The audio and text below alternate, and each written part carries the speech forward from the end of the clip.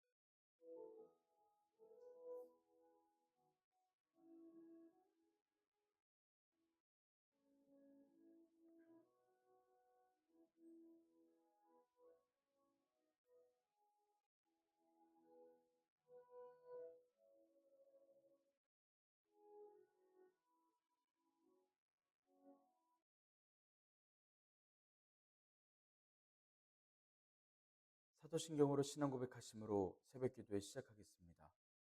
전능하사 천지를 만드신 하나님 아버지를 내가 믿사오며 그 외아들 우리 주 예수 그리스도를 믿사오니 이는 성령으로 잉태하사 동정녀 마리아에게 나시고 본디오 빌라도에게 고난을 받으사 십자가에 못 박혀 죽으시고 장사한 지 사흘 만에 죽은 자 가운데서 다시 살아나시며 하늘에 오르사 전능하신 하나님 우편에 앉아 계시다가 저리로서 산자와 죽은 자를 심판하러 오시리라. 성령을 믿사오며 거룩한 공회와 성도가 서로 교통하는 것과 죄를 사하여 주시는 것과 몸이 다시 사는 것과 영원히 사는 것을 믿사옵나이다. 아멘. 찬송가 336장 환난과 핍박 중에도입니다. 환난과 핍박 중에도 성도는 신앙 지켰네. 이 신앙 생각할 때에 기쁨이 충만하도다. 성도의 신앙 따라서 죽도록 충성하겠네. 복중에 매인 성도나 양심은 자유 얻었네. 우리도 고난 받으면 죽어도 영광 되도다. 성도의 신앙 따라서 죽도록 충성하겠네. 성도의 신앙 본받아 원수도 사랑하겠네. 인자한 언어 행실로 이 신앙 전파하리라. 성도의 신앙 따라서 죽도록 충성하겠네. 아멘. 은혜롭고 자비로우신 하나님 아버지, 오늘도 새 하루를 허락하여 주시니 감사합니다. 지난 밤도 지켜주시고 주님의 전 앞에 나와 찬양하고 기도하게 하시니 감사합니다. 주님, 저희들 찬양할 때에 저희의 찬양을 받아주시옵고 저희들 기도드릴 때에 저희 기도의 제목이 주님 앞에 상달되어 주님께서 들으시고 주님 앞에 탄원하는 주님의 종들의 그 소망과 소원을 주님께서 들으시고 어려움 가운데 주님께서 회복시켜 주시기를 간절히 소망합니다. 저희를 받아주시고 이 시간 주님께서 흠양하여 주시옵소서. 심판의 말씀들을 듣게 하시고 이 심판이 저희들에게 소망이 됨을 알게 하시니 감사합니다.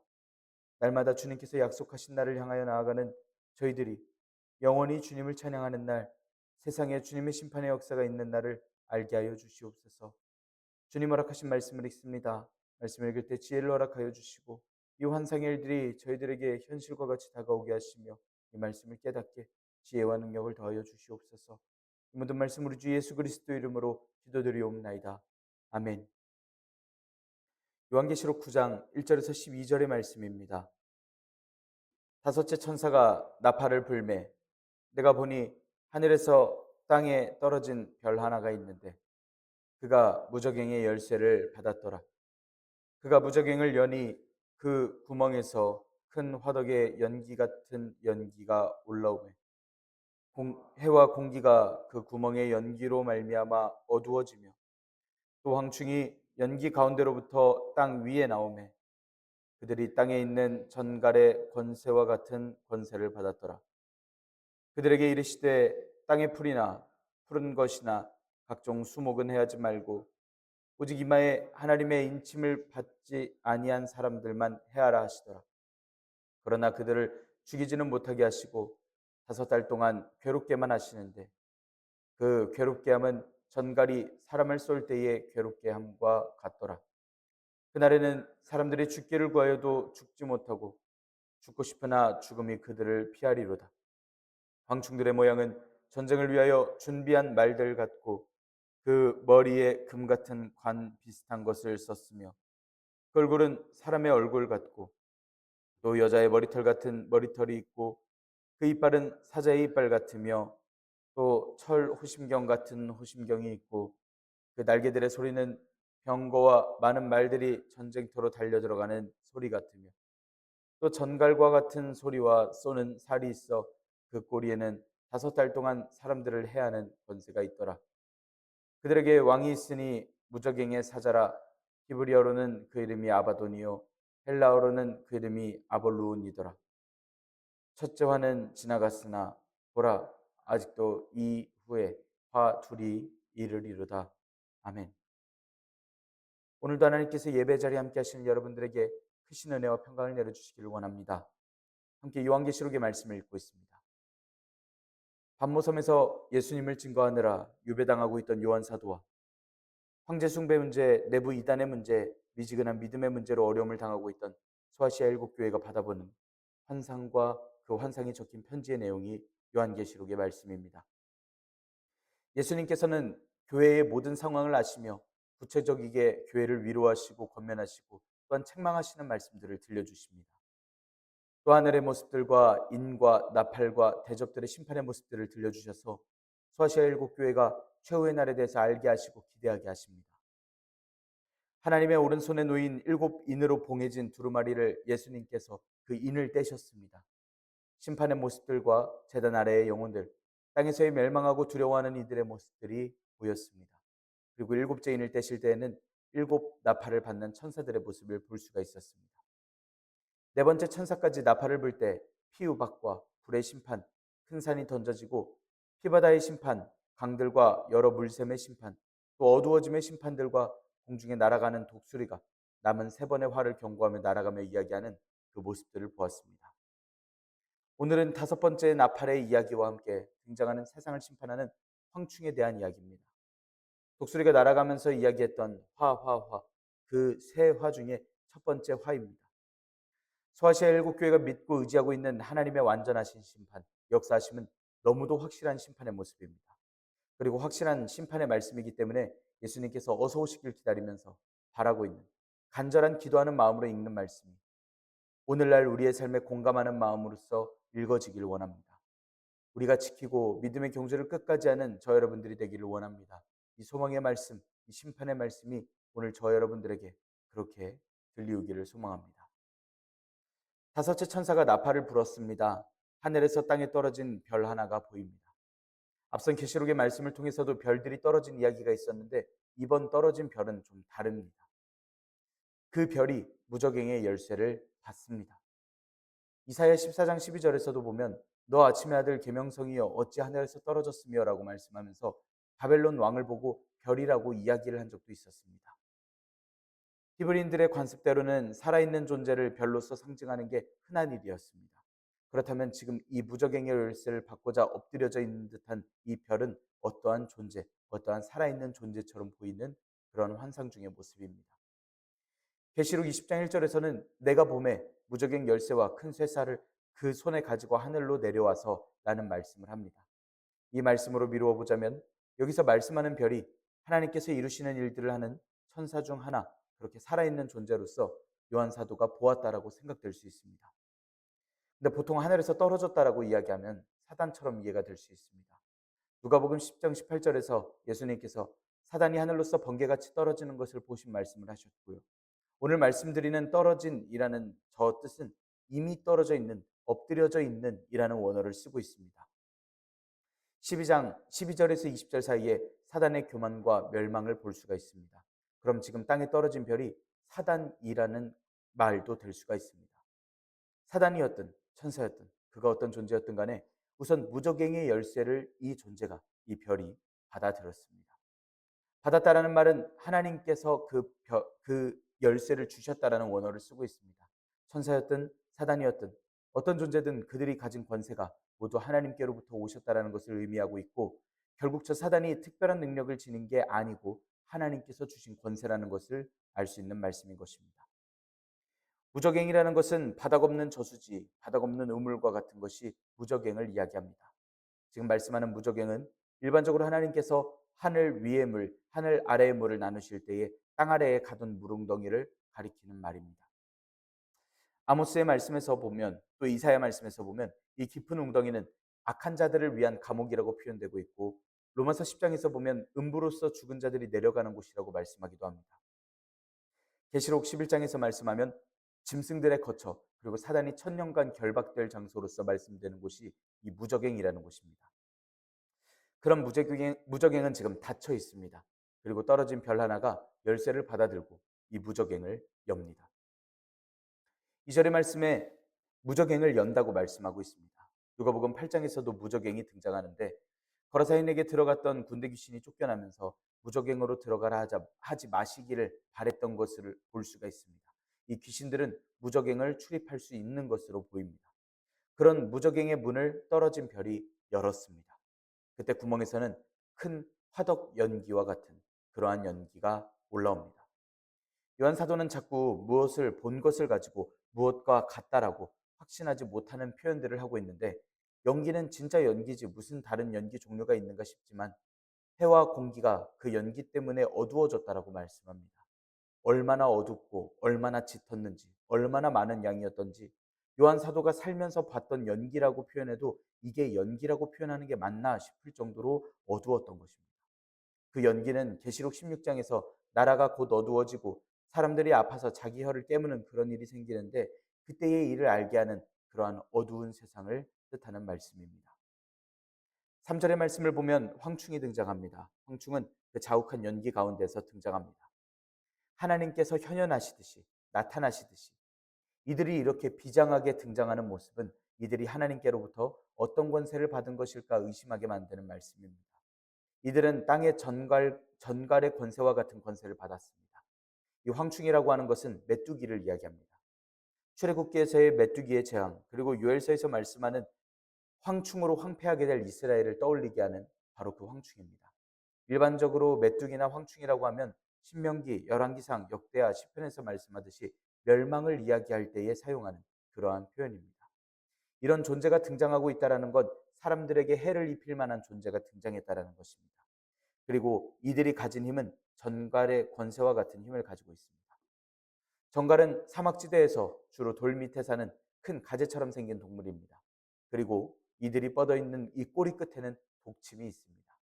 사람과 동물을 막론하고 이 독침에 쏘이면 치명적인 부상을 입습니다.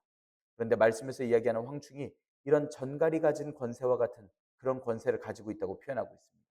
그럼 이들도 사람에게 치명적이게 해를 끼칠 수 있다라는 것이 지금 요한 사도의 눈에 보이고 요한 사도가 감각하고 있는 모습입니다. 그리고 이것이 하나님께 받은 권세입니다. 이제 볼 말씀에서도 들려주시지만 하나님께서 보호하시는 이들은 그 권세가 미치지 않습니다. 그렇기 때문에 누가복음 10장 19절에서 내가 너희에게 뱀과 전갈을 밟으며 원수의 모든 능력을 제어할 권능을 주었으니 너희를 해칠 자가 결코 없으리라 라고 예수님께서 말씀하신 것입니다. 이 황충에게 임무를 주십니다. 4절의 말씀은 황충의 역할을 나타냅니다. 땅의 풀, 수목은 해하지 말라라는 명령을 듣습니다.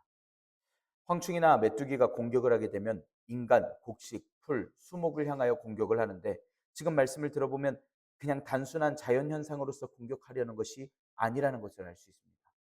먼저 해하지 말아야 할 것은 풀과 푸른 것 그리고 인침을 받은 사람들입니다. 이미 풀과 수목은 3분의 1이 타버렸다라고 8장의 말씀에서 이야기했습니다. 그 남은 것들을 그 3분의 1을 건들지 말라고 이야기하고 있습니다.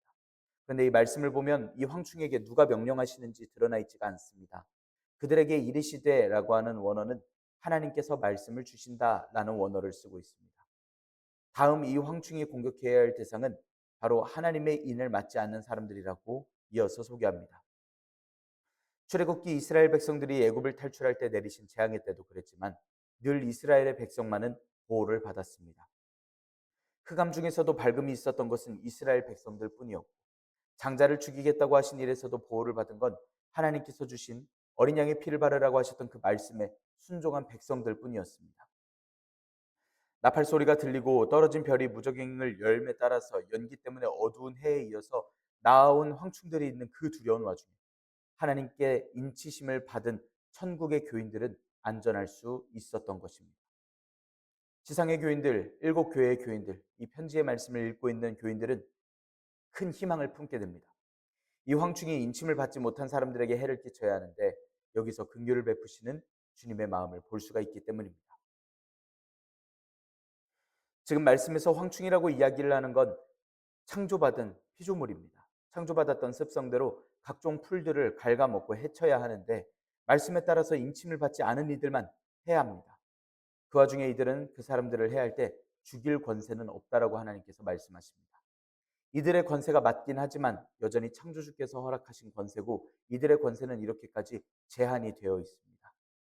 20절의 말씀을 보면 이 인침받지 않은 이들을 향하신 하나님의 마음이 긍휼이라는 것을 알 수가 있습니다.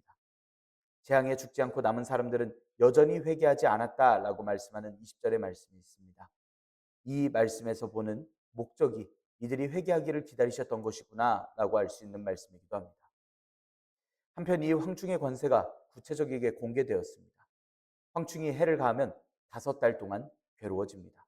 왜 5달이냐면 일반적으로 봄에 태어나서 여름에 끝나는 메뚜기 떼의 생존 시간으로 생각되어지는 숫자이기도 하고 이 5달 동안이 메뚜기가 침략하는 때가 있기 때문입니다.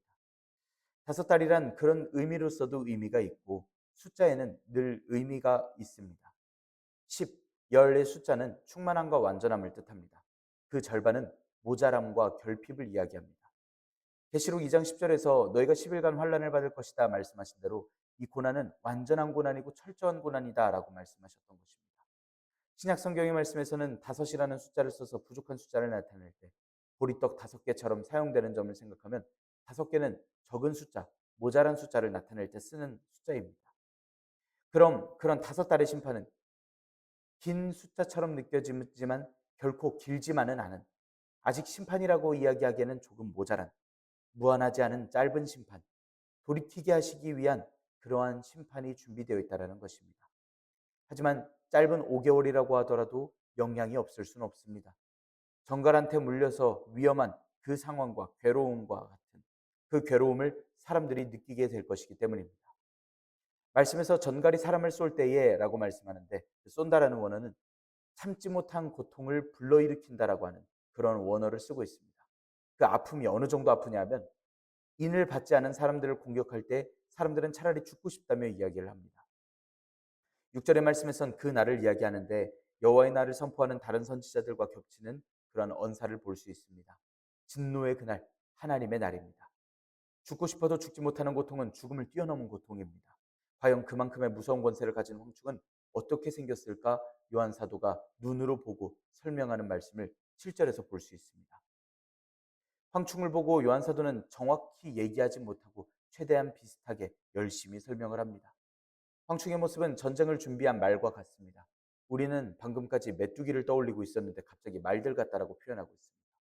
황충이라 확실하게 이야기를 하니까 생김새는 메뚜기 같을 것 같지만 말들 같다라고 이야기를 하는 걸 보니 그 기세가 전쟁하기 직전의 말과 같거나 전쟁에 나가도 될 만큼 커다란 크기의 황충을 이야기한 게 아닐까, 그 기세를 그리고 그 크기를 한번 가늠해 봅니다. 황충의 머리에는 금 같은 관 같은 거를 썼습니다. 통상 금 면류관은 어린 양으로서 십자가에서 돌아가시고 승리하셔서 만유를 통치하시는 예수님께나 어울리는 관입니다. 하지만 금 같은 관이라고 함으로써 이들이 쓰고 있는 것 같은 금관 같은 게 있긴 한데 금관은 아니었던 것 같다라고 요한 사도가 표현하고 있는 것입니다. 또 황충의 모습 중 얼굴 부분을 이야기하고 있습니다. 황충의 얼굴의 모습은 사람의 얼굴을 하고 있습니다. 전혀 우리 머릿속에는 일치하는 생물이 떠오르지가 않습니다. 메뚜기의 모양인데 얼굴은 사람 모양의 덩치 혹은 기세가 말과 같고 말의 모양을 하고 있는 듯합니다. 머리에는 또 금 같은 관까지 있으면 혹시 모르겠습니다. 요한 사도가 기계라는 것을 접해본 적이 없으니 어떠한 로봇을 본 것일 수도 있습니다. 요한 사도가 로봇을 모르듯이 우리 또한 아직 하늘의 것을 모릅니다. 예상해 볼 뿐입니다. 단지 우리는 요한 사도가 이렇게 자세히 묘사하는 사이에 요한 사도가 보고 비슷하게 묘사하는 정도의 그 느낌 정도만을 우리가 이렇게 생생하게 전해 들을 뿐입니다. 그리고 이어지는 황충에 대한 요한 사도의 묘사를 봅니다. 8절의 말씀에 보면 머리털 같은 것이라고 이야기를 하는데 아마 메뚜기의 더듬이쯤 되지 않을까 생각해 봅니다. 어떤 더듬이도 머리털스럽진 않을 것입니다. 그래서 고린도전서 11장 14절의 말씀에 보면 여자의 긴 머리에 대한 말씀과 잠언 7장에서 말씀하는 음녀의 이야기를 떠올려 보면서 어쩌면 유혹의 상징으로 이야기한 것은 아닐까 생각도 됩니다.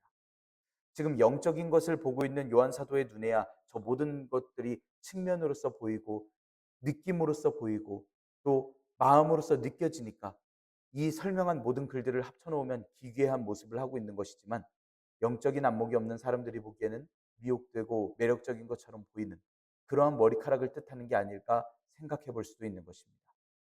금 같은 관도 예수님 같이 썼지만 실제로는 아니고 또 유대의 사자이신 예수님처럼 이 황충도 사자의 특징으로 사자의 이빨이 있긴 한데 사자의 이빨 같은 것일 뿐입니다. 어쩌면 이 황충의 존재가 이렇게 묘사되면서 일곱 교회가 읽기에는 사람들을 죽을 것 같은 고통으로 끌고 갈 저 무서운 존재들은 그동안 교회를 미혹해 왔던 존재, 마치 예수님처럼 연기해 왔던 존재, 마치 하나님처럼, 마치 저들을 따라다녀야 될 것처럼 미혹하던 그러한 존재로서 인식했을 수도 있습니다. 예수님을 따라했던 거짓 예언자들을 떠올렸을 수도 있다라는 이야기입니다. 또 9절 10절에서는 황충에 대해서 더욱더 설명하고 있습니다. 황충에게는 호심경 같은 것이 있습니다. 호심경이란 갑옷의 가슴 쪽에 붙이는 호신용 부리 조각을 이야기합니다. 그리고 날개 소리는 많은 전차와 말들이 전쟁터로 달려가는 소리처럼 들리웁니다. 꼬리에 전갈 같은 꼬리 같은 꼬리가 있고 또 살이 있는데 이게 5달 동안 사람들을 해하는 그런 권세가 있습니다. 전갈과 같은 꼬리가 전갈의 권세와 같은 권세를 받은 역할을 하게 될 것입니다. 또 쏘는 살은 새의 날카로운 발톱이나 공충에게 달린 침을 이야기하는 원어를 씁니다. 그리고 이런 황충에게도 왕이라는 게 있었다라고 표현하고 있습니다. 11절의 말씀에 보면 황충에게 소속이 있는 듯한 모습을 보고 있습니다. 무적행 출신인 황충은 임금이 있습니다. 무적행의 사자, 아바돈, 아볼로온이라고 불리우는 그러한 존재입니다. 아바돈은 멸망이나 멸망의 장소를 가리켜 이야기합니다. 요엘과 잠언에서 등장합니다. 아볼로온도 동일하게 나타나는데 아볼로온은 파괴하고 멸망시키고 진멸시킨다라는 뜻을 가진 그러한 원어에서 나온 말입니다. 이렇게 독수리가 소리 질렀던 화화화 그 세 화 중에 첫 화가 지나가고 이제 2개의 화가 남았습니다. 소아시아 일곱 교회는 반모섬에 갇힌 요한 사도는 끝까지 선한 싸움과 믿음을 지키는 교회의 열심 순교하는 동료들을 뒤로 한 채 또 한 걸음 정진하던 믿음의 경주들. 이 모든 싸움의 끝에 그들은 하나님의 인치심을 받을 것이라는 확신을 가지고 나아갑니다. 그리고 심판받는 이들을 바라보면서 이마에 받은 인치심을 어루만지면서 생각할 것입니다. 내가 잘 살아왔다고. 내가 주님의 말씀대로 잘 살아왔더니 이렇게 인치심을 받았다고. 평안함을 누리며 주님의 칭찬을 듣는 기분까지 누리게 될 것입니다. 오늘 우리는 선한 싸움을 하면서 살아갑니다. 우리의 세상 가운데 끝까지 버티고 견뎌서 남은 자들, 이긴 자들이 될 것입니다. 주님의 심판은 더욱더 이렇게 확실하게 구체적이게 보입니다. 이렇게 보이면 보일수록 우리는 더 기대되고 확신찬 믿음으로 임할 수 있습니다. 하나님께서 이끄실 일들, 행하실 일들을 우리가 지켜볼 것입니다. 하나님께 기도하며 기다려야 할 일들입니다. 기도하면서 확신하면서 오늘 하루도 승리하는 우리가 되기를 원합니다. 하나님께서 구체적이게 공개하신 이 모든 환상의 모습들은 하나님께서 보이실 일들입니다. 하나님께서 소아시아 일곱 교회에게 확신하게 하시는 일들입니다. 이 모습들이 우리에게는 기괴하게 보이고 이상하게 보이고 이 말씀을 왜 주시는가 생각될 수 있지만 이 말씀을 들으면서 더욱더 확신하면서 하나님께서 천국의 모습을 보이시는구나. 하나님께서 앞으로의 있을 일들 그리고 지금 우리가 당하는 일들에 대해서 설명을 해주시고 알려주시는구나. 우리가 확신하며 또한 감각할 수 있기를 원합니다. 요한 사도에게 있었던 그 생생한 환상이 오늘날 우리에게 느껴지고 우리에게 실감이 나고 오늘 하루를 주님의 말씀으로 살아가기를 원하는 주님의 사랑하는 성도님들께 하나님께서 크신 은혜와 은총을 더하여 주실 줄 믿습니다. 기도하겠습니다. 은혜롭고 자비로우신 하나님 아버지, 저희들에게 은혜와 평강과 소망을 허락하여 주시니 감사합니다. 저희들에게 천국의 모습을 보게 하시고 천국에서 어떤 일들이 있을 줄을 알게 하시고 주님께서 이루실 일들을 기대하게 하시니 감사합니다. 요한 사도와 소아시아 일곱 교회가 듣고 읽고 알고 있는 저 소망의 말씀들이 오늘날 저희들의 소망이 저희들의 기쁨이 되게 하여 주시옵소서. 하나님의 긍휼의 때를 알고 오늘의 주님의 뜻을 알아 저희들 믿음의 경주를 끝까지 잘 감당하도록 주님 인도하여 주시옵소서. 괴롭고 힘든 인생을 사는 중 저희가 주님의 긍휼, 주님의 날, 주님의 은혜를 기다리면서 기도합니다. 주님의 말씀하심이 주님의 날이 속히 오기만을 기다리고 있습니다. 하나님, 오늘 하루를 살아가는 저희들에게 믿음과 지혜와 능력을 더하여 주시옵소서. 오늘도 주님의 말씀에 순종하는 주님의 종의 집에 하나님께서 크신 복과 은혜를 허락하여 주시옵소서. 이 모든 말씀 우리 주 예수 그리스도의 이름으로 기도드리옵나이다. 아멘.